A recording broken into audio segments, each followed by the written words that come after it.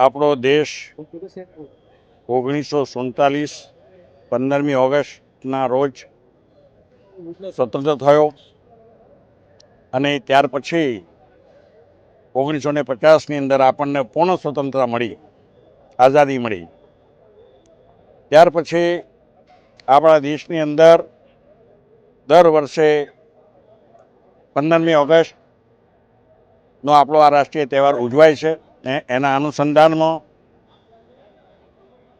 ભારત સરકારે સમગ્ર દેશની અંદર તમામ ગામડાઓ, શહેરો, મહાનગરપાલિકાઓની અંદર આ તિરંગા યાત્રાનું આયોજન કરવામાં આવ્યું છે અને એના ભાગરૂપે આજે મોડાસા ખાતે વહીવટીતંત્ર દ્વારા ખૂબ સુંદર રીતે આયોજન કરીને આ તિરંગા યાત્રા મોડાસા શહેરની અંદર કાઢવામાં આવી. આ યાત્રાની અંદર જિલ્લાના સમાહર્તા કલેક્ટર શ્રી બાપનાજી, એસપી શ્રી મનોહરસિંહ, જિલ્લા વિકાસ અધિકારી શ્રી,